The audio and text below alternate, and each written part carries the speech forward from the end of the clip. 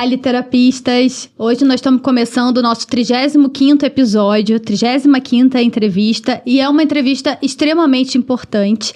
Mas antes de eu falar dessa entrevista, eu vou apresentar quem está aqui com a gente. A Raquel Laranjeira Paz. Oi, queridas, tudo bem? A Flávia Amâncio. Olá.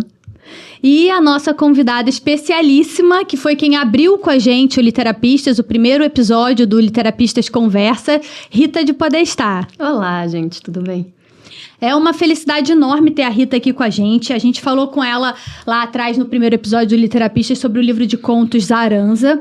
E agora a gente vai falar sobre o romance.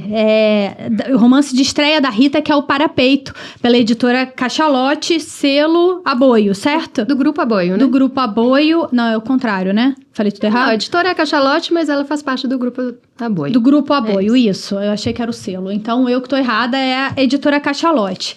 Eu vou falar aqui para quem ainda não conhece a Rita, vou ler aqui sobre ela e aí a gente vai entrando um pouco na conversa, tá, Rita? Vamos lá. Rita de Podestá é mineira de Belo Horizonte, nascida em 1985. Escritora e roteirista, é autora de Zaranza, pela editora Reformatório em 2021, livro de contos semifinalista do Prêmio Jabuti e finalista do Prêmio Candango de Literatura, ambos em 2022. Parapeito, da editora Cachalote, publicado em 2025, é o seu primeiro romance.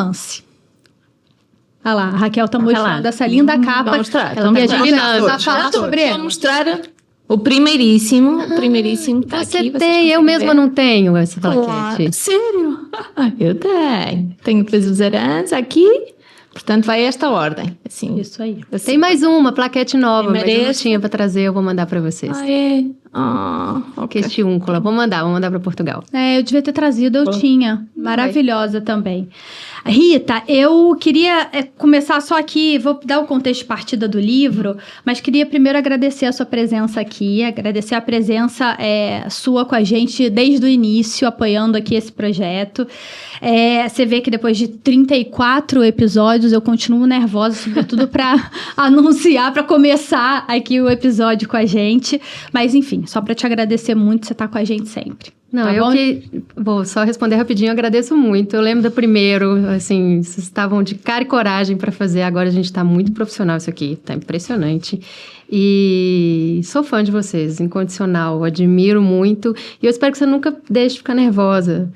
Porque isso é bom. Essa é a sua autenticidade, essa é a sua cabeça, é seu. Minhas bochechas vermelhas. É seu charme. Uma hora passa, eu espero. Uma hora a gente amadurece. Mas vamos lá, a gente vai para o contexto de partida do livro, que eu vou ler, porque eu acho que especialmente quem escuta pelo Spotify ajuda a entrar aqui na conversa com a gente. Sempre lembrando que a nossa conversa aqui no Literapistas entra no livro, nos personagens, no enredo. Então, para quem se sentir incomodado, especialmente com spoilers, né, Flá, sobre a leitura, dá uma parada no vídeo, vai ler o livro e volta para ouvir a conversa, tá? Então, o contexto de partida desse livro é a Clara, narradora protagonista, recém-separada do marido, com quem viveu uma história longa e amorosa, 13 anos casados, todos aqueles planos, menos um, que é ela firme na posição ou na decisão de não ter filhos e ele querendo ter. Se separam, Bernardo vai embora e a Clara, que já não tem os pais, se vê ainda mais sozinha. Acontece que, olhando pela janela, ela avista uma vizinha do outro lado do prédio e eis que o livro que a gente tem em mãos surge, né? Porque é a partir dessa fixação na vizinha que se dá o romance. Dividida em duas partes, a primeira é Parapeito e a segunda é Hong, o nome dado por ela, a narradora protagonista, a vizinha. Certo? Eu adorei esse resumo, eu vou querer. Pô, é bom. Por favor, passa pra mim. Esse daí é bom. Esse daí eu tinha lá pro dia do lançamento, mas cadê que eu li? Não, fiquei mais nervosa ainda do que eu tô hoje. E aí eu quero começar, para quem tá ouvindo, acompanhando a gente, sentir um pouco do que é a escrita da Rita, lendo um trecho aqui da página 14 para vocês, tá? Então vamos lá, vamos ao trecho da página 14. E abre o livro e despencam papéis de toda a natureza e anotações. Não sei o que faria se ela não viesse amanhã. Tem algo nela, algo que eu deveria saber. Quando olho para o seu apartamento, meu campo de visão se restringe, ganha foco. Entro na sua sala sem nenhum esforço. Tem algo nela que faz com que tudo seja simples. Basta comer, beber e escrever. As mesmas roupas, sem cor, marcando uma repetição morna. Pode ser que o algo seja isso, a raridade do que é simples.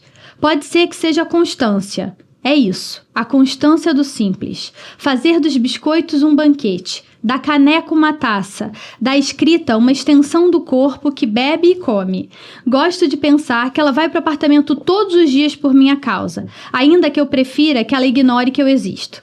Também gosto de imaginar que ela não se importa, que já sabe tudo o que precisa saber, apenas registra. Tá? Então esse aqui é um trechinho só pra gente ir sentindo o que é a escrita da Rita. E Rita, eu queria começar aqui a abrir a nossa conversa falando um pouco sobre a história do livro, né? Quando que você sentiu que você tinha esse romance em mãos? Quando que você achou que precisava reescrever, né? Eu, por um acaso, sei que você reescreveu, enfim, uma parte dele. Queria que você contasse pra gente um pouco da sua experiência com este romance.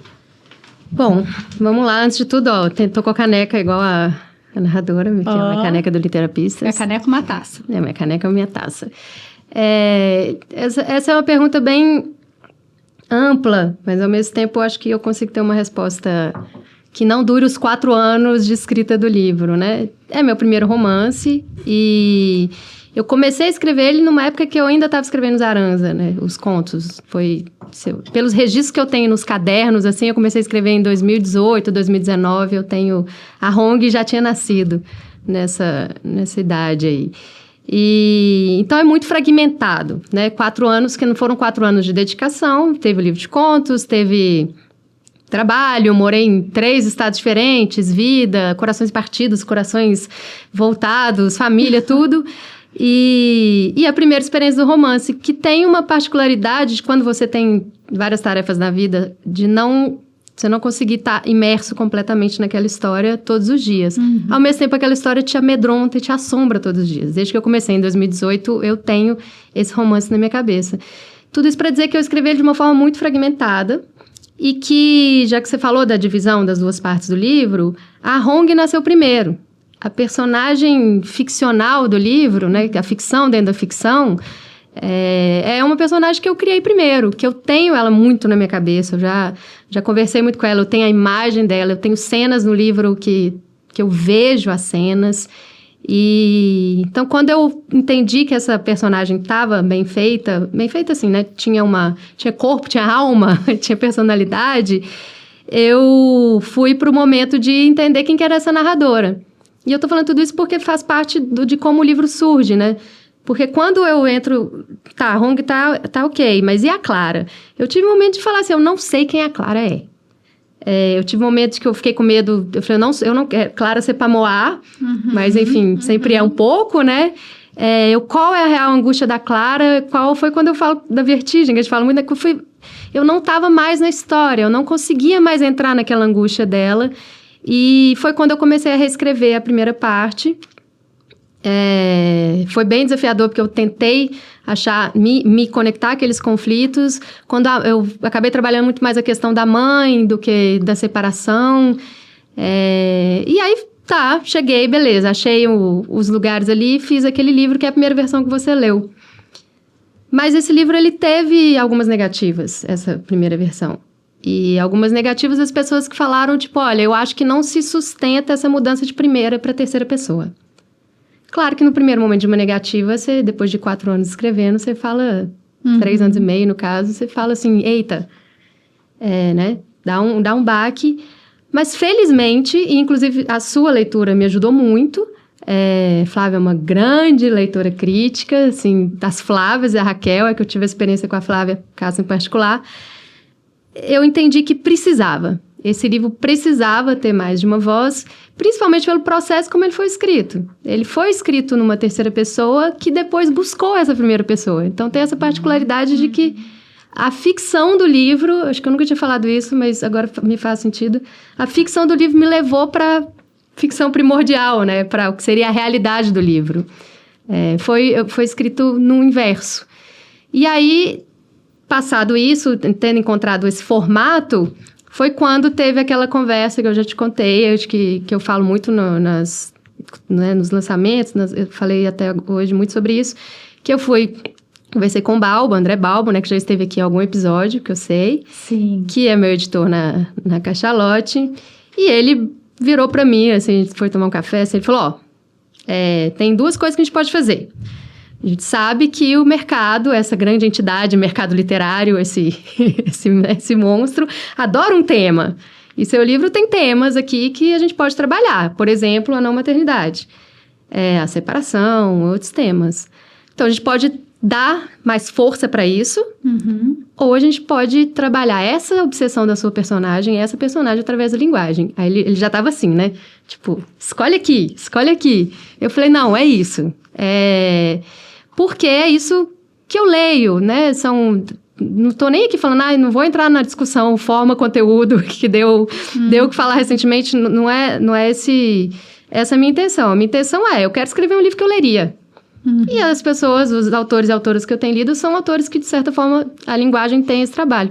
Então, para terminar a longa resposta, foi a partir daí que, com ele, eu fiz um trabalho de linguagem, que foi a edição do livro, que foi um momento de praticamente uma reescrita, mantendo essa estrutura, mas palavra por palavra, assim, de revisitar cada frase. Esse trecho aí, eu escrevi ele tantas vezes que você leu. Sim. E isso foi desesperadoramente delicioso, e desesperador e delicioso, e acho que é isso.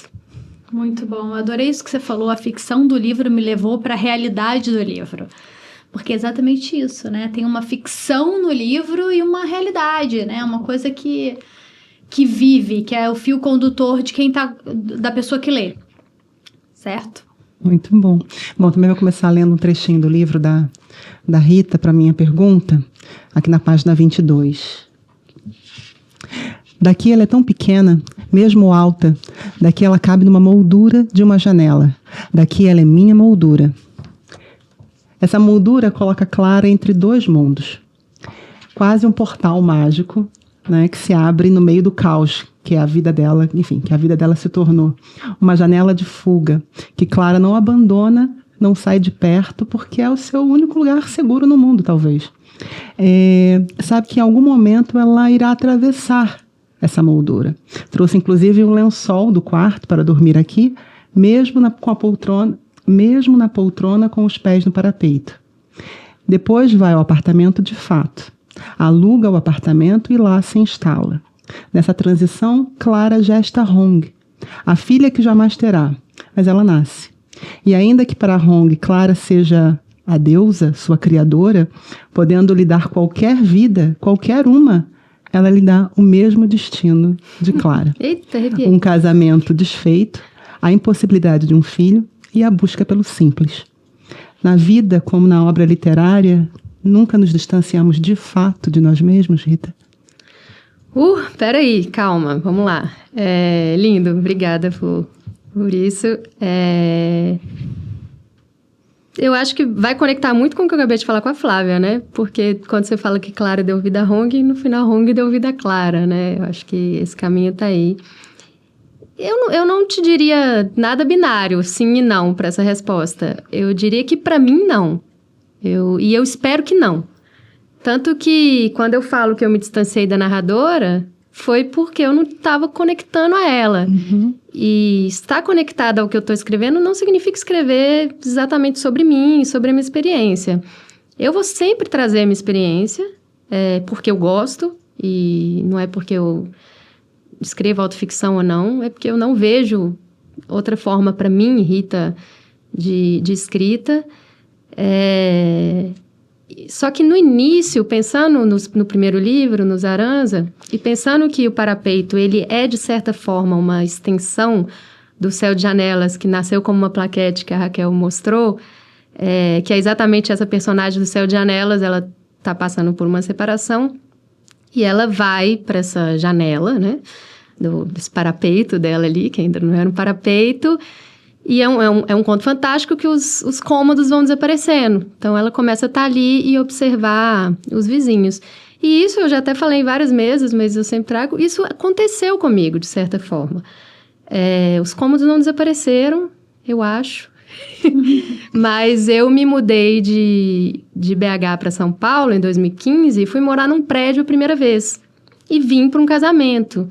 Então, foi a primeira vez que eu fiquei numa janela vendo 42, de um prédio, vendo 42 janelas na minha frente. Eu lembro que era 42. Aquilo era vertiginoso, meu Deus, assim. E eu via a vida daquelas pessoas. E eu passei por uma separação nesse prédio. E existia uma mulher que acordava de manhã, ficava lá escrevendo. Não sei, eu lembro que meus maridos falavam assim, ela tá escrevendo, você não vai escrever e tal. E um dia ela desapareceu e eu lembro que o lustre ficou. E virou uma república. Ficavam uns jovens fumando, se agarrando. Eu falava, meu Deus, o que eles fizeram com ela e tal. E aí um dia eu tô saindo, mas é porque para mostrar que não tem esse distanciamento no meu caso. Eu fui num supermercado que tem ali em Pinheiros, aqui Tanda, que era pertinho de onde eu morava. Ele tem um andar de cima, que tem um café. E era um lugar que, às vezes, eu ia lá, pegava um café e ficava trabalhando lá. Trabalhando no supermercado bem estranho, né? Mas eu fiz isso algumas vezes. Aí tinha essa mulher lá, que era chinesa, e eu fiquei, gente, parece ela. Parece, assim, eu falei, parece, será que eu não consegui falar com ela? Pensei em falar, mas em algum lugar eu falei assim, eu não queria falar, eu queria essa ficção para mim. Então, tudo isso para dizer que, para mim, não tem separação, o que não significa que a escrita vai ser autobiográfica. Claro. O significa que eu preciso desse espanto, desse assombro, dessa vertigem, que vai vir muito de experiências que eu ouvi, vi, mas que eu vivi, né? Tem know-how melhor, tipo, do que relatar alguma coisa que você viveu na pele, no corpo, na alma. Então, eu espero não perder. Eu tenho até um exemplo bom, assim, que eu escrevi um conto recentemente, que me chamaram para uma antologia, que é sobre o Jorge Ben.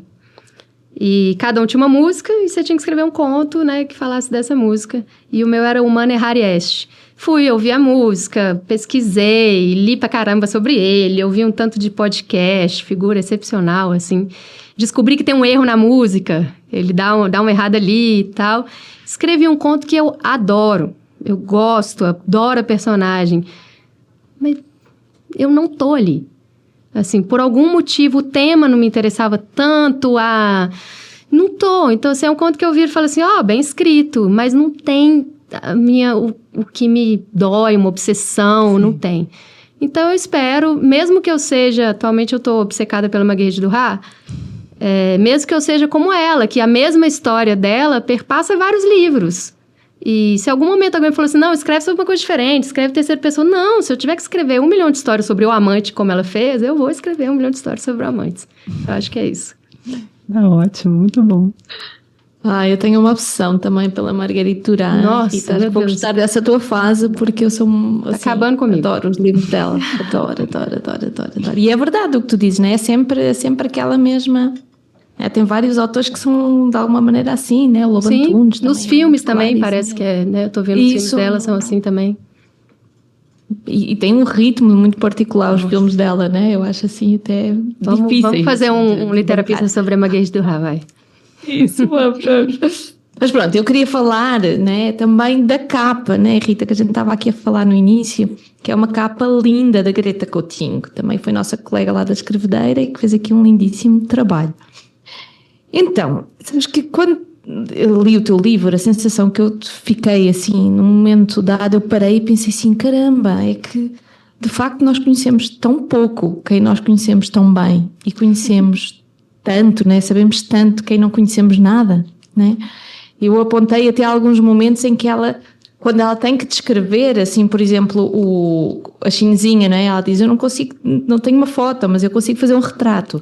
Ela usa as estampas sempre assim, ela pega da caneta de tal maneira, ela gosta dos biscoitos não sei o quê, ela faz isto, ela faz aquilo. Sabia tanto, e ao mesmo tempo do Bernardo, que sabia tudo, né? Até o que é que ele queria que acontecesse com o corpo dele, né? E passou ao lado de coisas que eram importantes, né? Então eu tenho a sensação que isso também é uma das angústias que está muito forte aqui no livro. Será? Acertei assim alguma coisa? Nada a ver? Conta-me aí, como é que tu vês isto? Bom, não tem sim e não, né? Se você sentiu isso, é porque está no livro. Uma coisa interessante que está sendo para a Peita é que cada conversa está sendo muito diferente. Eu estou adorando isso, assim. Mas sim, eu diria, dentre os eixos narrativos, temas, que é um livro que fala muito da solidão, fala da morte, fala do luto.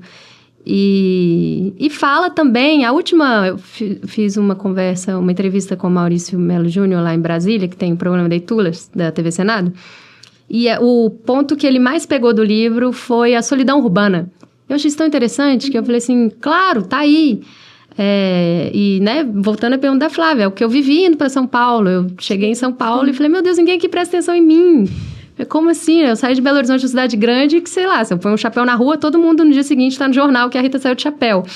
Mas São Paulo, se eu sair de pijama, como a personagem sai, a narradora, ninguém vai olhar, ó, mulher de pijama, passou, né? Então, tem sim isso, você foi para um lugar ainda mais particular, mas juntando as perguntas, eu acredito que vem muito dessa experiência pessoal minha aí que eu passo para a narradora, de você estar no meio de tantas pessoas, observando, sendo observada e não ter nenhum, né, e ser invisível. A Clara vai se tornando invisível por uma opção, assim, no sentido dela se trancar e porque ela simplesmente perdeu sua referência, seu lugar. Então, o perigo de você colocar o outro tanto a serviço, né, de representar quem você é, e quando essa pessoa sai, você entende que você não o conhece e que você também não se conhece quanto você imagina. Sim. Porque uma coisa é você num relacionamento, numa relação, numa amizade, você como filha, você como mãe.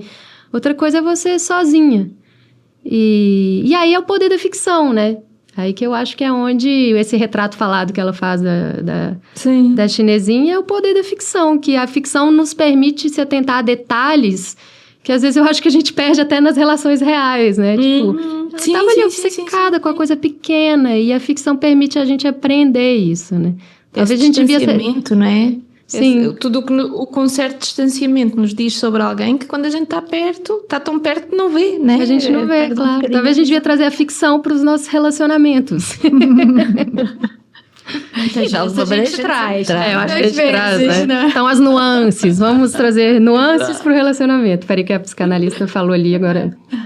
Não, mas agora, e mesmo tu entraste aí por um caminho que eu acho que é importante e que eu apontei, né? Porque que é a questão da visão. Assim, eu achei muito forte a pulsão visão, assim, no livro todo. Então, eu senti que a Xinzinha surge como vista, não é? Que é a vista dela, né? A vista da janela. Porque o Bernardo sai do campo de visão, não é? E ela mesma, em algum momento, decide tornar-se visível, ou seja, ela torna-se invisível para o mundo, mas depois decide tornar-se visível para a Chinesinha, lá com a cartolina, não é? Mas aí a Chinesinha já não está, já não a vê. Então eu acho que está muito interessante a forma como tu vais trabalhando, esta questão do ver, ser visto, o parapeito que é muito grande e demonstra muito, não é? Que até ele até tem medo que ela caia, e ao mesmo tempo o outro parapeito que é mais pequenino. Então acho que esta questão da visão, não é? Também vai além, não é? Vai além, é algo de uma intimidade que tem que ver também com, de facto, poder ser visto e poder ver, não é? Perfeito, então, até tem a ver com a moldura, né, que a Flávia comentou também, né? Isso. As molduras que a gente, de certa forma, escolhe as molduras, né? A gente tem até algum lugar a gente tem esse poder de decisão, né? Até onde eu quero enxergar, né? Até o que eu quero, né, me poupar de saber, de ver. Eu acho que ela, não de uma forma consciente, mas eu acho que ela... Era uma pergunta? E ela vai avançando, não é? Porque de alguma maneira ela vai se permitindo ver cada vez mais o que ela não quer ver, não é? Sim. E isso é muito bonito ao longo do livro, que ela vai confrontando-se cada vez mais isso com as memórias dela, das conversas com a família do Bernardo, depois vê o Bernardo com outra mulher, imagina o morto, quer dizer, ela vai visualizando todas as cenas que ela não quer né? E todas as cenas que ela quer também. Né? Que é o poder do luto, né? No caso, tudo uma relação, mas que faz com que a gente revise tanta coisa, né? E se entenda, e se recrimine, né? Então, eu acho que ela vive isso. Eu tô recebendo muito feedback, assim... Nossa, eu detesto a Clara, meu Deus, se movimenta, mulher. Nossa, que obsessiva, que não sai do lugar. E eu sempre falo, gente, eu tenho certeza que você já viu alguma coisa parecida. De você ter... Principalmente em relacionamentos, mas em outras coisas também. De você ter uma perda, alguma coisa e... cavar, você pegar aquele sofrimento, né, e ficar nele um tempo remoendo, assim, até alguma coisa te de fazer se jogar da janela, mas no sentido metafórico, nesse caso, claro. De fazer sair certo pelo mundo. renascimento, né? Que ela vai procurando. Mas é engraçado, né, que vocês estão falando dessas duas coisas, do ver e ser visto, né, da relação com a chinesinha e essa obsessão, e o que você chamou aqui talvez de uma falta de movimento, que as pessoas, é uma espécie de uma inércia, é externo, né, é em relação ao mundo externo, porque tem um movimento intenso e interno, né. Eu acho que esse dar-se a ver, né? E aí acho que está muito ligado àquela frase que você falou, né? A ficção do livro me levou para a realidade do livro. Da mesma forma para Clara, né? A ficção que é a Hong a traz para a realidade que é ela. E aí eu vou fazer só um pequeno parênteses. Estava lendo um livro chamado Sobre a Leitura, do Proust, recentemente, quer dizer, do Proust. Era um prefácio do Proust, é um outro livro de um inglês, enfim, em que ele rememorava a infância, a história dele com os livros, com as leituras dele na infância. E a coisa era maravilhosa, como é o Proust, aquela exuberância em vocabulário, experiência, em sensações e tal. E em determinado momento dessas descrições, né, desse lançar-se sobre a memória, que nunca é só memória, é também um tanto de ficção, ele se deparava com ele. No meio daquilo tudo, lá estava ele. E a relação que ele estabelecia com este eu, né, que este eu na infância, é a coisa mais interessante do mundo, né? A forma como ele se descreve. Ele descreve este outro à distância dele mesmo. E isso vai, de alguma maneira, provocando nele uma evocação de quem ele é hoje, né? Então, eu acho que tem eu não vejo nenhuma inércia no sentido da... Eu entendo hoje as pessoas... falarem sobre essa paralisia, né? Como se a dor fosse um movimento de paralisação da pessoa, quando na realidade acho que aqui a ficção é o grande movimento, né? É o movimento que se lança em direção ao eu e o não eu, né? A coisa que está toda no consciente e inconsciente, o desbravamento desse inconsciente, lá elas se encontram as duas, né?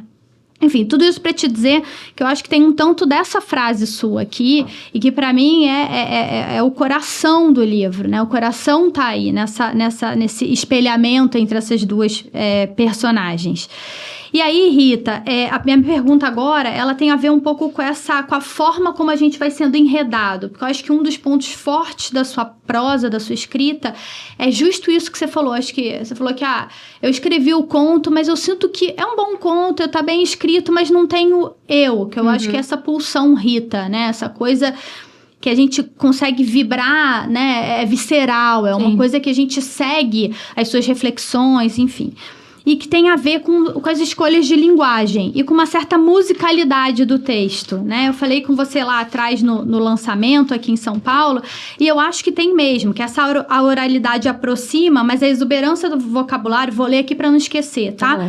É bem escolhido, a pontuação muito bem trabalhada, as acelerações, as suspensões, essas narrações ou descrições de apaixonamento, de sedução e também de deslocamento, de distanciamento, as listas que eu acho que você faz uso, e mais adiante a relação entre as orações, né? Porque a gente tem parágrafos longos e as frases, embora elas sejam independentes, né, entre si, elas parecem que, ao se somarem, formam um todo que é mais completo para a experiência da pessoa que lê, né? Então, eu queria falar um pouco, eu queria que você comentasse a sua relação com a música, com o ritmo, com a melodia e todo esse trabalho que você faz, né? Seus estudos sobre linguagem, enfim, não necessariamente para o livro, mas que de alguma maneira repercutem aqui. Tá bom, bora lá. Bom, eu sou meu músico, olha isso, eu ia falar meu músico, cheio de asfares, meu copeiro é músico, né? Isso já me interfere muito, assim. Sempre tive muitos amigos e relações com pessoas da música. A música é uma coisa que tá na minha vida desde cedo, assim. E claro que isso não começou de uma forma consciente, mas também a literatura, algumas coisas que eu lia também, Guimarães, também, próprio fato de ser mineira, que é uma língua que é mais cantada, e juntando isso, a mineridade, o interesse pela música, e a forma que eu mais comecei escrevendo, que é bem o fluxo de consciência, que eu gosto. Então, meus primeiros textos, eles vão desse jorro mesmo, dessa confusão psicológica que eu vou fazendo primeiro sem muito... Antes, hoje em dia, né, devagando técnica, a gente já vai fazendo sabendo o que tá fazendo, mas antes era muito sem consciência, apesar de ser um fluxo de consciência. E quando você escreve assim, nesses jorros, você tem que voltar e reler. Sim. E eu entendia que eu precisava daquele ritmo para mostrar essas angústias. Isso antes mesmo de Parapeito. Repetições, a lista como uma coisa... A lista é um vício meu, assim, então... Mas é um vício que eu quero manter. Sim. Porque é uma forma de enumerar, de organizar o mundo, né? É uma forma de... Tem até uma coisa, para você sair de uma crise de ansiedade, você tem que listar o que está ao seu redor, né? Mesa, livro, nanã, e você vai voltando ali para aquele casulo, te dando um contorno. Então, tudo isso são coisas que foram acontecendo de forma um pouco aleatórias, mas que quando eu chego no momento do Parapeito, nesses 4 anos de escrita, que eu fui aprimorando, né? Nos cursos, nossas conversas, escrevedeiras, discussões e leituras, eu comecei a entender que eu queria usar a linguagem muito mais a meu favor e não só as imagens. Queria criar imagens através da linguagem. E o ritmo era uma coisa que estava no meu texto, que nasceu ali, por causa desses elementos. Então, eu leio muito tudo que eu escrevo em voz alta. Mas muito, assim. E ponho muita vírgula errada de propósito para Lucimara, né? Ficar apavorada, assim, mentira. Ela põe muita vírgula errada. Repito muita palavra. Às vezes, assim, esses dias eu estava revisando um texto de coisas de trabalho corporativo. Falava, não, eu sempre preciso de um... Às vezes precisa de um né no final. Só esse né no final vai mudar o texto inteiro, sabe? Precisa de um assim mesmo. Precisa de uma expressãozinha agora para essa expressão não... Uma palavra para essa sentença não cair antes da hora. Parapeito é um livro que eu trabalhei isso com muita consciência, nessa parte de edição. Eu reli o livro inteiro umas 3 vezes, assim, ficava sem voz. Relia muito. E a questão da linguagem, eu queria fazer uma diferenciação, que eu espero que eu tenha conseguido fazer, que tá ali a Clara, ela tem esses momentos de lembrar do Bernardo, de falar do Bernardo, de lembrar da mãe. Esses são os momentos da angústia, né? Esse é o momento dessa obsessão que ela tá vivendo isso, que ela não controla, que é aquela hora que é quase, sei lá, uma crise de ansiedade mesmo. Tá pensando, meu Deus, sei lá o que, o Bernardo, se ele morrer, minha mãe... Não tem como eu fazer isso com frases curtas, não tem como eu fazer isso sem repetição. Sim. Não tem como eu organizar o pensamento dela. Então, é a hora que eu trabalhei frases que eram mais longas, queria que fossem trechos mais longos. E a hora que ela tá vendo a chinesinha, é a hora que ela para e ela encontra naquilo ali um certo freio, um certo remédio, uma nova obsessão para suprir aquela outra obsessão, até a hora que ela vai organizar. Tá, ela chegou, ela comeu, ela mastigou... isso é ela tentando achar esse contorno. Então, tinha que ser uma linguagem mais quebrada, tinha que ter frases curtas, tinha que ter parágrafos curtos. Fora isso, um exercício de tentar passar essas sensações. O exemplo principal para mim é o trecho do Poalha, que é uma hora que ela... Eu não lembro onde está exatamente. Podemos procurar aqui. Mas é uma hora que ela acha que a chinesinha vê ela, então ela se joga no chão e fica vendo aquele reflexo da poeira que dá na luz. Que você fica vendo aquelas poeirinhas dançando, assim, você fala, meu Deus, minha casa é imunda, né? E isso chama Poalha. E ela lembra que o Bernardo... Ela tá muito nervosa, que o Bernardo falava que ela respirava muito rápido. Eu queria que esse trecho fosse ela invertendo... Você tem que inspirar menos e expirar mais longo para acalmar. E ela estava fazendo o contrário. Eu queria que esse trecho mostrasse que ela estava invertendo. Então, eu fiquei ouvindo som de pulmão na internet. Eu falo que é difícil achar um pulmão saudável na internet. Eu só achava pulmão com isso. Eu quero um pulmão saudável. Fiquei ouvindo o som do pulmão. Eu queria um pulmão, assim... Massa, ele só tá agitado. Para tentar, eu falava, mesmo se ninguém perceber. Eu queria que a pessoa visse que esse trecho começa com ela... E ela vai fazendo... Eu queria isso. Então, eu comecei a fazer esses exercícios muito conscientes, assim. Mas é uma coisa nova para mim.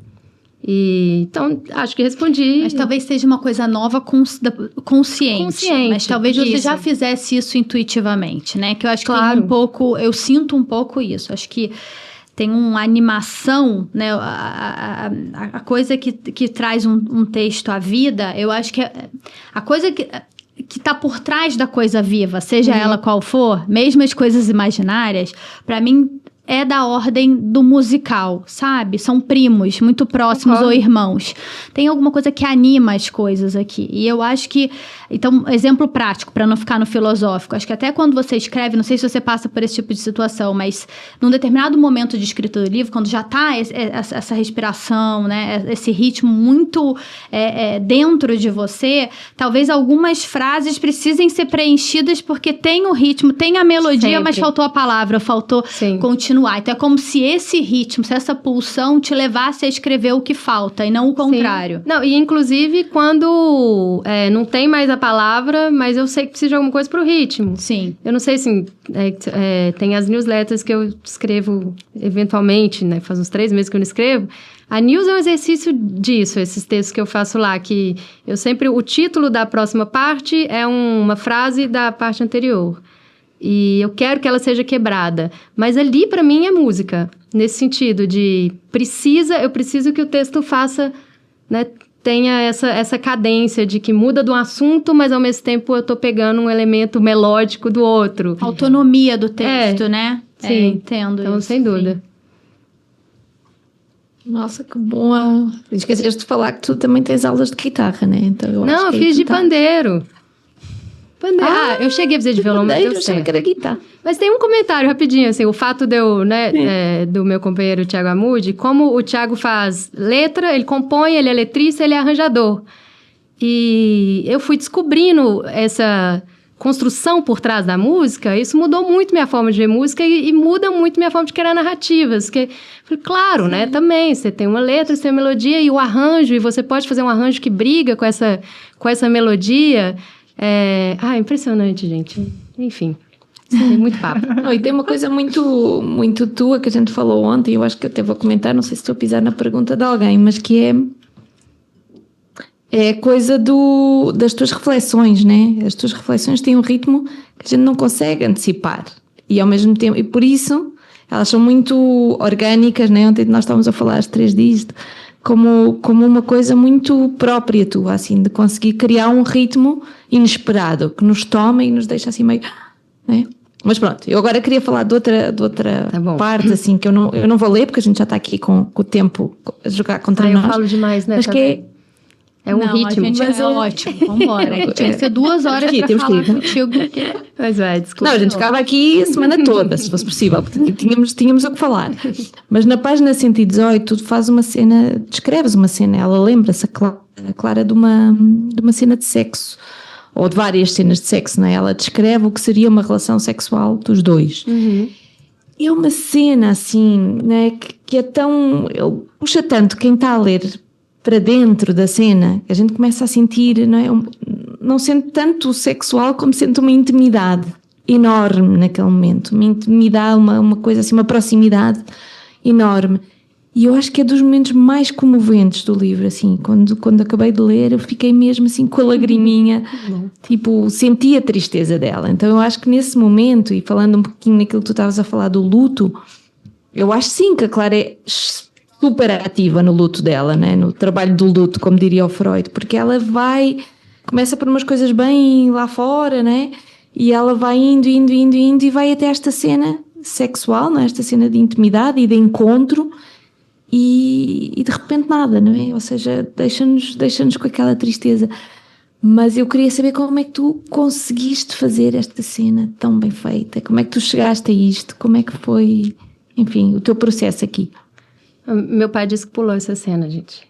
Ele falou, eu pulei. Eu falei, tá bom, pai.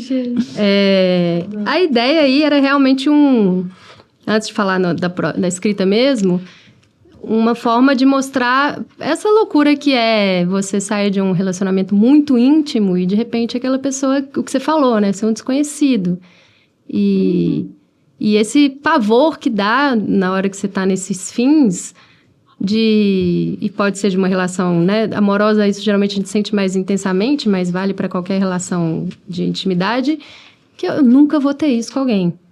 Né? Você tem essa na hora, a gente taxa. Nunca. Realmente nunca. Você vai ter outras, né, relações de intimidade. E a Clara está num momento no qual ela não tem nenhuma relação íntima próxima, a não ser essa que ela cria. E eu acho que, assim, se você pensar na questão sexual, é claro, ela é uma entrega de energia e de vulnerabilidade, tudo enorme. E ainda mais num casamento, né? Tipo, no caso, eu acho que a Clara era monogâmica. Eu nunca perguntei pra ela, mas até onde eu sei, ela tava só com o Bernardo ali, tudo certo. Quando eu escrevi esse trecho em especial, ele foi um exercício da escrevedeira. Estávamos na escrevedeira e eu já estava escrevendo romance. A Noemi sugeriu algum exercício que tinha, não sei se era erotismo, assim, tinha alguma provocação já para a questão sexual. E eu aproveitei o que eu estava escrevendo, o romance, para escrever essa cena. Então, eu escrevi ela separado. Não sei, talvez eu colocaria, chegaria aí, sem ter esse exercício, mas foi benéfico, porque, né, no final, encaixou muito fácil ali. E principalmente com a coisa do Big Bang, né, que eu coloco ali, do caos, de onde nasce o mundo. Isso. E o ritmo todo, a construção desse movimento, de tudo, saiu muito mais desse início do Big Bang, dessa explosão do sexo, como se esse lugar de uma explosão, de uma entrega total. E ali tinha que ter ritmo. Ali tinha que ter o ritmo do corpo, o ritmo de tudo, né? Da cabeça. Tinha que trazer o leitor para o texto. Tinha que ser, não é uma hora do texto de levantar a cabeça, é uma hora de ir. Mergulhar. Eu lembro que eu fiquei testando muito, assim, se é pra ou para. Então, eu falei, não, tem que ser pra. Né? Tipo, eu costumo não usar o pra, só em diálogos. Eu falei, não, aqui tem que ser pra. Eu não posso colocar para. Não, tem que ser pra, vai, vem, tal, vírgulas, assim. Então, foi isso. Foi um exercício de explosão, de como colocar essa explosão e esse sentimento de desamparo, de perder uma intimidade, um encaixe, uma coisa que você acredita que nunca mais vai ter, mas que tem. Respondi? Muito bem. Eu não sei o quanto era para eu entrar no sexo aqui, eu fiquei meio sem saber, assim, eu tô precavida. Não, eu acho que super respondeste. Eu lembro-me desse texto lá na escrevedeira, eu lembro-me. Eu acho que está diferente aqui, está uma outra versão. Não, mas eu lembro-me que já na altura foi assim muito... Mas quando eu li na escrevedeira, ele era mais sexo e aqui é mais intimidade, né? Dá uma sensação, assim, no conjunto. E consegues o efeito, assim, de quem lê tem a sensação de que se chegou a um momento diferente do luto, sabes? Chegou-se a um momento do facto dela olhar para aquilo que ela perdeu e assumir aquilo como uma perda, assumir aquilo como um fim e, de alguma maneira, haver ok. Tá, um orgasmo, né? O ápice, né? Uma pequena morte, né? Uma pequena morte. E ela ali assume uma pequena morte. Pronto, perfeito. Né? Ótimo. Essa é a hora que a sessão da psicanálise acabaria, né? Exatamente, seria o corte agora. A gente está aproveitando aqui, a gente tem na página 74 o momento em que a Clara decide contar a história da Hong. Né? Eu vou citar aqui o que você escreveu. Abre aspas. Eu vou contar a sua história, chinesinha. Eu vou contar a sua história e não existe outra forma de fazer isso que não seja escrevendo. Daqui, do mesmo lugar de onde você escrevia. Fecha aspas. E de uma narrativa de solidão, nós, pessoas leitoras, somos transportados para uma aula de criação de personagem. Nesse momento, acompanhamos a artista fazer da dor dela literatura. Tem um momento no livro, agora eu não vou encontrar, infelizmente não marquei, em que a Clara se pergunta, né, o que ela está fazendo, estudando literatura, que ela também não entende muito bem. Mas é nesse momento em que Clara mostra pra gente o que é de fato a literatura e que é a sua especialidade, né? Eu queria que você comentasse um pouco sobre isso. Ótimo. Quem fez essa leitura primeiro foi essa mulher aqui, ó, Flávia Castro. Ela que virou e falou pra mim, olha, eu tenho várias leituras do livro, eu vou falar uma. Que ela chamou do nascimento de uma escritora, assim, né? E quando ela falou de início, eu falei, poxa, acho que é isso mesmo. Não foi uma questão, uma decisão muito racional do livro ir para aí. existia até em mim, um certo preconceito do tipo, eu não quero fazer metalinguagem, eu não quero falar da escrita na escrita. Então, a Clara não era estudante de literatura. Tentei várias profissões para ela. Ela passou por várias, assim, mas eu não conseguia achar o que ela estava... Tinha que ser alguma coisa que ela estava estudando, porque ela ficava em casa, então eu não conseguia achar. E aí, depois que a Flávia me falou isso, e relendo os processos, eu falei, não, é isso mesmo. É isso porque de umas angústias que eu, Rita, tenho, Rita, escritora, e eu repito isso muito, é de como é a vida sem esse desejo enorme de escrever e de criar. Né? Vale para qualquer artista, assim, como é não querer criar? Assim, eu não sei, e eu não lembro. Tipo, em algum momento eu não quis tanto, eu não sei. E eu não consigo me ver. Talvez seja o mesmo sentimento da perda, né? Assim, que você não consegue se ver com outra pessoa, assim. Eu não consigo me ver não querendo escrever, não querendo criar. E já perguntei para amigas que... Eu falei, como é? Você acorda, você trabalha, você vai ao cinema, você deita e dorme? Assim, dorme? Como? Como eu não deitar a cabeça e de repente acordar e tudo isso? Sem romantizar, que não é nada romântico. E aí eu entendi que eu preciso pôr isso nos meus livros, sim. Porque é minha obsessão, é minha angústia que eu tô falando, né? Voltando à sua pergunta. Então, na edição do livro, eu fiquei mais confortável com isso. Coloquei ela como estudante de literatura, sim, por ser uma pessoa que... Ela tá bem perdida, ela nem sabe o que ela vai fazer com esse doutorado dela, mas eu falei, não, eu quero que ela esteja nesse lugar. E de uma pessoa que não queria escrever, mas que de repente encontra nessa escrita uma forma... Não é, meu Deus, a escrita salva de forma nenhuma, assim, mas uma forma de se... de achar esse contorno, né? De criar essa história. Então, hoje eu... É bem consciente, assim, pode até ser que eu escreva mais coisas sobre isso, porque eu acho importante falar. Assim, não é uma militância nem nada, mas é uma angústia, uma questão que eu tenho. Então, ela vai se passar para meus narradores, para meus personagens. Claro.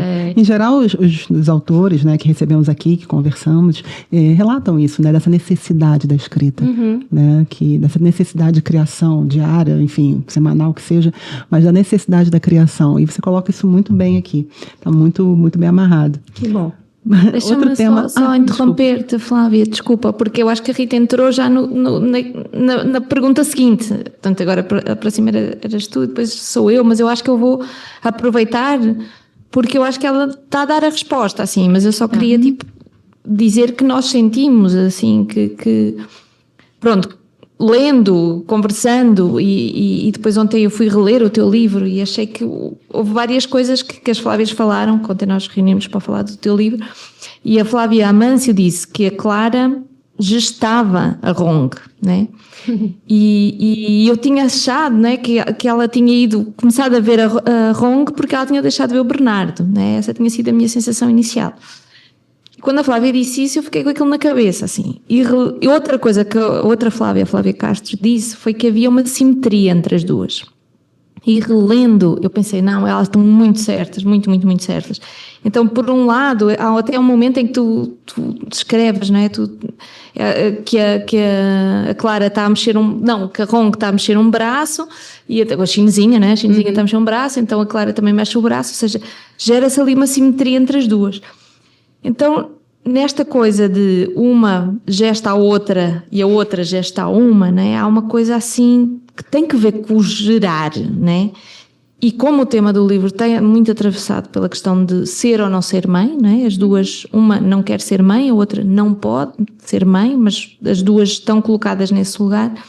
Nós falámos também do Erich Fromm, né? Que ele dizia que como os homens não tinham filhos com o próprio corpo, eles tinham mais necessidade da arte, dessa coisa da criação. Mas, na verdade, toda a gente tem esse ímpeto de criar, né? Mesmo tu agora estás a falar das tuas amigas, mas se calhar elas criam plantas, se calhar elas criam peixes, se calhar criam... né? Ou seja, isso vai sempre para algum lugar.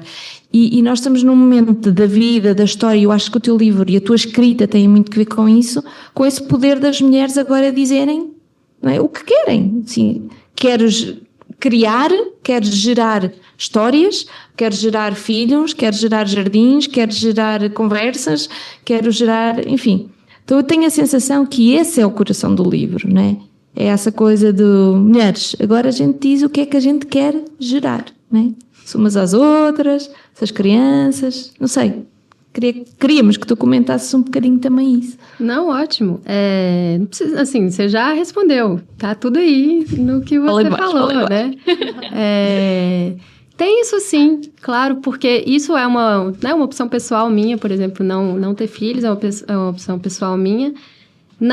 Nunca foi uma bandeira militante no sentido de que eu, Rita, cheia de meus privilégios, nunca precisei levantar essa bandeira para a minha vida pessoal. No sentido de que foi muito compreendido pelos meus pares, minha mãe, que poderia ser uma pessoa, com certeza é uma que sente, eu sou a única filha mulher, né, ela tem os netos dela, mas foi uma coisa que é tranquila. Mas não deixa de passar, é uma decisão que não deixa de receber muitas influências, né, do mundo externo, cultural e socialmente. O medo de ficar sozinha, o medo de eu tô deixando de viver, o que certamente é uma das maiores experiências, e não tem dúvida nenhuma, né, de uma mulher, de poder gerar uma vida. E tem uma coisa curiosa, que eu já conversei isso com outras amigas que não querem ser mãe, que a gente sente uma certa pressão, que a gente se coloca, mas a gente nunca se coloca, também é tudo coletivo, de então se eu não sou mãe, eu sou uma grande empresária, eu trabalho, eu sou uma grande artista, eu tenho que compensar esse ato, sabe? Eu tenho que compensar esse ato, não, essa renúncia. Eu acho que eu tive isso muito, assim. E, de alguma forma, com certeza, eu passei isso pra narradora, porque ela tá no momento ali, eu não sou mais uma esposa. Eu tô aqui num estudo, em alguma coisa que eu não sei para onde vai. Eu tô autorizada a ser ninguém? Assim, eu acho que poderia, né? Mas é como se ela não se autorizasse, então a partir daí ela gera essa libido, essa necessidade de criar para a arte. E você tá certíssima, ela podia ter ido ir para a roça e criar plantas, ela podia ter, não sei, aprendido física, tem vários outros lugares que essa libido poderia ir. Sim.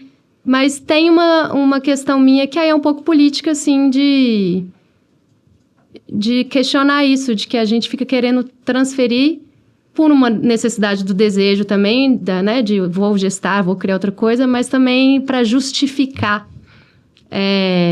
o porquê, sabe? Uma justificativa que não tem ninguém me pedindo diretamente, mas claro que indiretamente tem. Então é quase, não, gente, eu tô aqui, eu não tô saindo, não tô fazendo nada, minha vida porque eu tô escrevendo livro. É quase assim, me aceitem na sociedade porque eu tenho esse papel, sabe? Isso é algo... O livro participou de tem um aluno meu que faz aulas de escrita, que é o promotor, trabalha muito com questão de violência à mulher, ele levou o livro para um grupo de mulheres que sofreram violência doméstica. E ele ficou assustado, que ele falou assim, fiquei impressionado com tanto que as mulheres estavam ali. Não, a gente tem que, se deram pra gente o direito de procriar, o poder de procriar, a gente tem que procriar. Elas ficaram com raiva da personagem. Eu achei isso maravilhoso. Falei, que bom, a discussão parte daí, né? E é isso, tem pano pra manga. Eu quero só fazer um comentário em relação a isso, que eu acho que é um tema do nosso tempo, acho que todas nós discutimos isso. E isso que você fala, acho bem importante, porque vale para essa que você chamou de renúncia à maternidade, por exemplo, mas outros atos, né, da mulher. Sim, né? Claro. Então, o ponto que eu acho, assim, a gente às vezes cede a essas pressões momentâneas, ainda que a gente se apresente... de maneira, a gente esteja se opondo a elas, né? Mas dentro da gente aquilo ressoa de alguma maneira. E quando você fala assim, é como se a gente precisasse compensar a renúncia, né? À maternidade. Isso é pensar o pontual, o hoje, né? Mas se você pensar historicamente a história da mulher, né? As milhões de mulheres que talvez quisessem ter feito isso e não puderam, no fundo, a compensação da renúncia é a simples afirmação da renúncia. É simples e nada além disso. A compensação que você, ou que outras mulheres, ou que todas nós, em nome destas mulheres que renunciam, é a simples afirmação. Perfeito. O direito à afirmação da renúncia acabou. É isso daí. E a parte da literatura, né? Usar a ficção para afirmar a renúncia, né? Exato. Que é o que a Raquel falou. Exatamente, porque é um território também de especulação. Não só do imaginário, eu acho, mas do real. Da ficção que traz a realidade, né? De cada um. Eu acho, só para complementar mesmo, porque faltou uma parte da pergunta, que é isso. É maravilhoso que hoje as mulheres estão podendo trazer essa subjetividade, essas renúncias, né? Essas sombras para a literatura. Eu acho isso excepcional, né? Pegar... Enfim, a literatura latino-americana hoje, mas a nossa literatura, desde uma pediatra da Andréa Del Fuego, né? Sim. Tipo, eu sou uma pediatra que não gosta de ter filhos. Eu acho esse exemplo muito bom, assim. Sim. Então, perfeito. A ficção como o nosso lugar de ser política, né? Mas sem ser um manifesto político, mas tá ali, olha. Se isso te criou incômodo, se te fez questionar, ótimo. Tá ótimo. Perfeito, é isso aí. E que tá tudo bem não ser perfeita e maravilhosa, Mulher Maravilha. Não, pelo o amor de fato Deus, eu não você quero, dá não um tendo, trabalho. não tendo filhos, teoricamente você tem mais tempo e, portanto, você poderia Deve ser falar- a melhor em qualquer coisa. Como, né? gente? Como é que ela tem esse Tá frizz no tudo cabelo bem, se ela não pois tem é, filho? Pois é. E tá tudo bem. Obrigada. Bom, outro tema que aparece bastante no seu livro é a morte, né? A morte da mãe, a morte do relacionamento da Clara como esposa, a morte do apartamento de 3 quartos, contendo um casal e muitos sonhos, enfim, uma série de mortes. Abre aspas, toda certeza é movediça. A morte é a única coisa sólida. Ainda assim, se morro aqui, vivo em outro lugar paralelo, o que faz de mim imortal. Se eu não me continuo, toda a minha história começa e termina em mim. Fecha aspas. Escrever é se continuar, Rita, é adentrar mundos paralelos, é existir na memória do outro?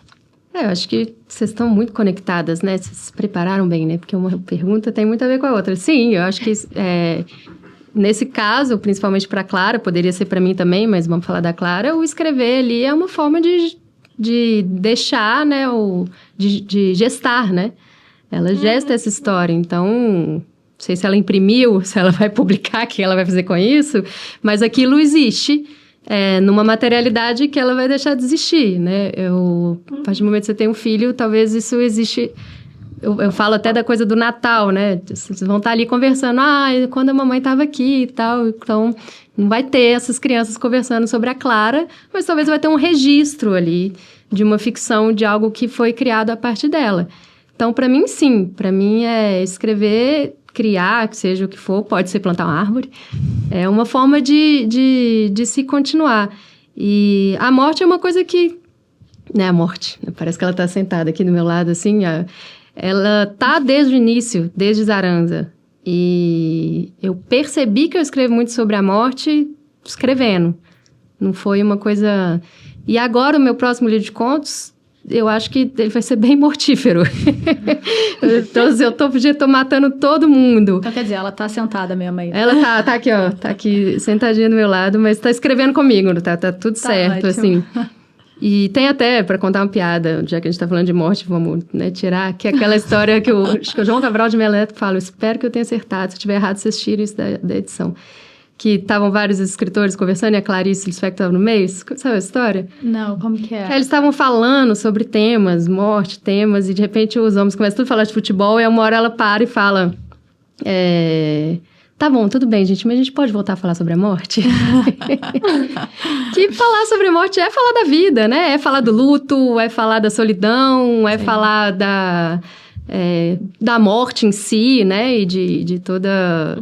incerteza que ela traz, ao mesmo tempo sendo essa coisa, a única coisa que a gente toca, de certa forma, porque é a única certeza que a gente tem. Então, é uma certa obsessão, sim. Acho que eu vou matar mais umas pessoas ainda.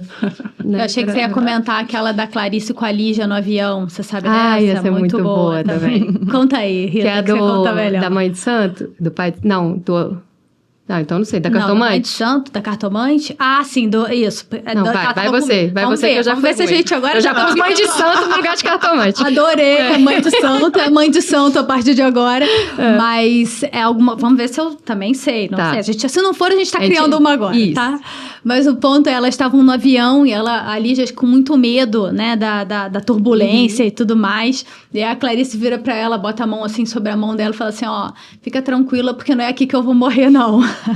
A minha cartomante, sei lá, me disse algum que oráculo falou que não é de queda de avião, então tá tudo certo. Exato. É isso. Então, muito bom, achei que você ia contar isso. Tem a Rá, que a sua pulou, né? Aí você já terminou antecipando a sua pergunta. Vai lá tu que estamos aqui. Então vamos lá isso. Chegando bem pertinho do final, infelizmente. Rita, eu queria só ler aqui, se eu contar uma coisa rapidamente para quem está ouvindo. Eu acho que eu falei lá no lançamento, eu faço questão de falar, porque quando eu li as versões do livro, acho que uma ou duas, outra, não me lembro mais com a quantidade, mas foi um prazer enorme, você sabe, eu adoro. Gente, a Flávia escreveu o livro, tá? Eu não queria contar pra você, ela é minha ghostwriter. Mas não, foi um processo maravilhoso pra mim também, porque eu acho que eu vou aprendendo também com esses amadurecimentos do texto, com essas reescritas, enfim. E aí, eu tinha colado, foi a primeira leitura que eu terminei em 2025, né? Então, eu colei e do lado, na minha janela, tinham dois fragmentos, duas frases. Eu vou colando post-it pelas minhas paredes inteiras. Essa altura do ano eu já não enxergo nem a luz do dia, porque tá tudo colado.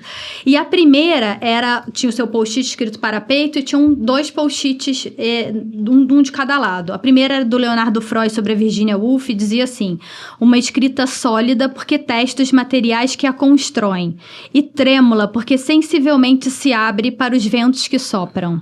Essa era a primeira coisa que estava escrita.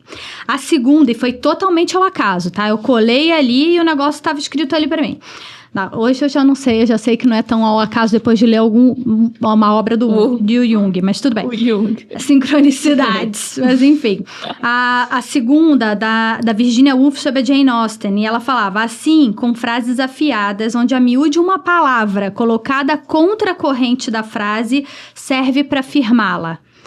E aí eu achei muito interessante, eu lembro de ter tirado uma foto e te mandado, porque era quase como se fosse assim, as duas primeiras impressões que se tornam conscientes antes de que eu entenda o que eu mesmo achei da sua escrita, né? Então, enfim, acho que você tem uma escrita aí que é determinada, em busca de alguma coisa que parece não se dar de partida. Eu vou ler só para não perder, porque ainda mais com a pressão do tempo aqui. Como se você, escritora, não soubesse de antemão para onde vai com aquele texto, mas nós, como leitores, confiássemos nos seus narradores ou na sua narradora, isso desde Zaranza, desde os Contos da Escrevedeira. A gente teve a oportunidade de falar muito sobre isso, né? Essa pulsão que a gente sintoniza naquilo, que é a coisa viva da sua escrita. E aí eu vou para aquela pergunta que eu cheguei até a te fazer lá no lançamento, mas eu quero refazer porque é uma curiosidade minha, eu tinha vontade de perguntar para todos os escritores que eu gosto muito, né? Que é, como é para a escritora se dedicar desta forma, se jogar física, emocionalmente, espiritualmente, chame como quiser, se comprometer com a própria vida sem saber aonde o texto vai dar. A gente nunca sabe onde ele vai dar. Como se confia num processo de experiência da escrita que nunca é o mesmo e que nunca é garantido? Bom, quando eu estava vivendo isso, eu não via a hora de acabar. E agora eu não vejo a hora de voltar, né? Que é aquilo que eu falei, quando eu encontrei essa obsessão, essa vertigem, e me conectei com a personagem, aquilo era uma entrega 100%. Qualquer outra coisa que eu estava fazendo, eu estava com a cabeça no livro. E seria incrível, né? Se a gente tivesse uma forma dos artistas, assim como em outras profissões, poderem mergulhar tanto. Volta à pergunta da Flávia Amâncio, que assim, eu não conseguiria escrever sem isso. Eu não conseguiria escrever sem essa entrega total. E eu, Rita, só consigo escrever se eu não sei para onde eu estou indo. Tem gente que planeja, né? Essa discussão sempre acontece em algum momento, e mesmo quem planeja, em algum momento, se perde ali. Mas eu não... Talvez esse conto que eu comentei, que eu escrevi, que eu não gostei, é porque eu sabia onde eu queria chegar.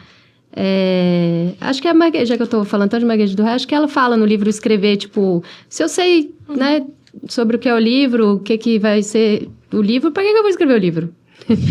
né? Eu vou descobrir realmente escrevendo. Então, eu preciso, é o meu jeito de... Eu quero evitar falar uma frase brega aqui, que eu não quero falar assim, eu preciso me perder para me encontrar, porque não é isso, porque eu nunca me encontro. Mas se for pra ser brega, essa é a hora. Eu sempre sou agora. Não, se for pra ser brega, sim. Eu preciso me perder pra mim, né? Eu preciso me perder, não é pra me encontrar. Tu estás à procura, Rita. Peraí que eu vou te ler. Mas eu preciso disso, principalmente hoje, no tipo de mundo que a gente vive, que tudo, as respostas são muito fáceis, dadas, né? Tudo tá muito à mão. Se eu não tiver essa... Que é a contemplação, o espanto. Se eu não tiver essa relação com a minha escrita, ela não faz sentido nenhum para mim. É me entregar num processo ali de não saber o fim, no sentido de fim da história, mas eu sei o fim para qual eu tô escrevendo, que é o único meu jeito de... É vital, é o que faz com que eu continue respirando. Assim, fui brega também agora, né? Não. É isso mesmo. Deixa eu só ler, deixa eu só... Vai, a Flávia vai responder para mim. É que a página... A Flávia, Raquel. Raquel. Eu sublinhei de tantas maneiras e pus corações e aquelas coisas. E depois escrevi em baixo. Muito bom, muito bom. Ótimo, Eu me achei que era ajudei. uma borboleta. Assim, as respostas mudam, Bernardo. São as perguntas que se mantêm sempre as mesmas. Isso. É isto, né? Isso, é saber quais são suas perguntas, suas obsessões, tipo, e tratar uma obsessão não para achar uma pergunta, para achar outra pergunta. É tirar de mim essa obsessão, mas não no sentido de que eu vou me curar ou que a literatura vai me salvar, mas que eu vou conseguir formular ela através da ficção para vir outra pergunta. Eu tô ansiosa com a minha próxima pergunta. Então, só isso, eu vou contar agora uma anedota, uma pequena anedota da Rita de Podestá, assim como a gente contou da Clarice Lispector agora há pouco. Eu contei Lá para as vem. meninas antes da gente entrar nas prustianas para fechar. Mas uma coisa que eu achei muito interessante foi que, entre a penúltima leitura que eu fiz do romance inteiro para essa, já impresso aqui, já publicado, eu, como leitora, tinha chegado a um ponto da leitura, né, de um achado. Sabe quando você se encontra? Cara, encontrei o livro e o livro me encontrou, nós estamos olhando um para o outro.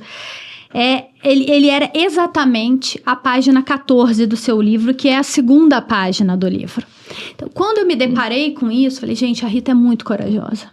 Ela reescreveu o livro a ponto de tudo que onde eu cheguei com a leitura do livro inteiro anterior, ela entregou na segunda página. Para onde vamos? E para onde vamos? Para a página 105. Atenção aos spoilers. A gente chega nesse achado, novo achado para mim, ainda mais profundo, né? Que ela tá falando da Clara do futuro, da Clara de hoje... E eu perguntaria se no final do meu futuro serei mesmo só eu, sozinha. E ela me responderia que ser sozinha é a única forma de ser. O resto, Clara, não é ser. O resto é sendo. Nossa, eu sou tão melhor na escrita, né? Do que falando minhas frases bregas aqui. Não, todo mundo tem essa impressão. Eu também tenho essa mesma impressão, mas a gente tem que superar isso. A gente... Só pra falar que a segunda página bem. foi das últimas coisas que eu escrevi, a primeira e a segunda página, que eu mais reli. Então, realmente, eu não sabia. Mas veja Isso que eu ia acho que isso é um acontecer, ato corajoso, né? Você chegar com um livro, né? Com a primeira escrita de um livro num lugar e você entregar isso de primeira. E daí você partir para a reescrita a partir daí. Enfim, só para dizer que é corajosa mesmo prustianas. Vou começar. Não, Aí depois são vocês. São 2:15. Isso, mas vamos lá, vamos rápido, porque você são rápido. 3 aqui. Vamos lá, vamos. Se Deus não vai sair existisse... daqui às 3 nunca na vida. Não, vamos lá, Bem, vai dar perguntei ao certo. Pedro se a gente tem a hora seguinte, porque eu Não, mas reservei vamos a lá, hora vamos seguinte. dar certo. Vamos rápido aqui, ó. Se Deus existisse, Vai lá. o que gostaria que ele lhe dissesse? Mas vocês querem que eu seja rápida com a pergunta dessa? A gente Deus, Vai. depois dessa oportunidade. Não, eu queria que ele assoviasse. Ótimo. Boa. Foi bom. Vai, Raquel. O que mais valorizas nos teus amigos, Rita? A presença na ausência. Boa. E qual você considera ser a virtude mais supraestimada? Superestimada? Uhum. Tipo, a galera valoriza muito e não deveria? Presença física. Você é presente? Essa é a sua virtude, sua maior virtude? Não, peraí, então eu respondi errado. Qual que eu Qual que acho? você considera que eu a sua considero, virtude? eu tava falando dos outros. Não. Meu Deus. A virtude Não, a mais- minha melhor virtude, eu acho que é o bom humor. Pelo menos é o que eu tento manter. Boa. Muito bom, gente. Muito obrigada. obrigada. Foi ótimo. A gente Muito teria ficado obrigada, aqui por gente. 3 horas, mas é isso. Temos que correr aqui. Vambora.